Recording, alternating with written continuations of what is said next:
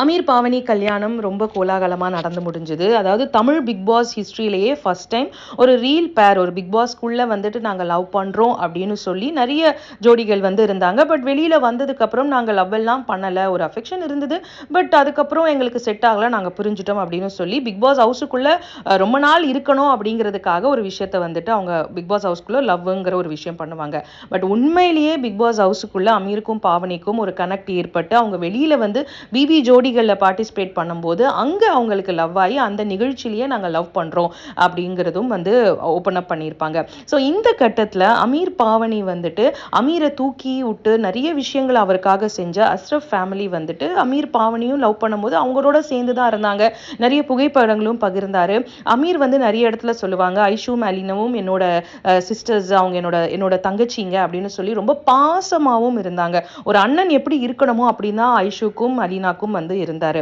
So இந்த கட்டத்தில் அமீர் திருமணம் ஆகும்போது ஏன் அவங்க வரலை அப்படிங்கிற ஒரு கொஸ்டின் மார்க்கு இணையதள பக்கங்களில் நிறைய பேர் கேட்டுட்டு இருந்தாங்க.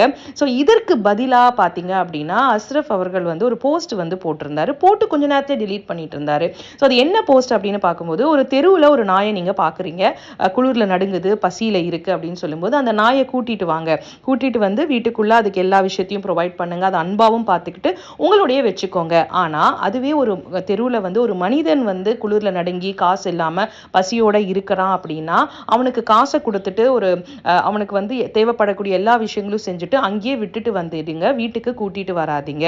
அப்படி கூட்டிட்டு வந்தால் கஷ்டப்படுறது நீங்களாக தான் இருப்பீங்க, அதற்கு உதாரணம் நான் தான் அப்படிங்கிற மாதிரியான ஒரு போஸ்ட் வந்து போட்டிருப்பாரு அஸ்ரஃப். போஸ்ட் போட்டு கொஞ்ச நேரத்தில் அதை டெலீட்டும் பண்ணியிருப்பாரு. ஒருவேளை இந்த போஸ்ட் போட்டு கண்டிப்பாக நிறைய பேர் நோட்டீஸ் பண்ணுவாங்க, அதுக்கப்புறம் நம்ம டெலீட் பண்ணிடலாம் அப்படின்னு டெலீட் பண்ணியிருக்காங்க.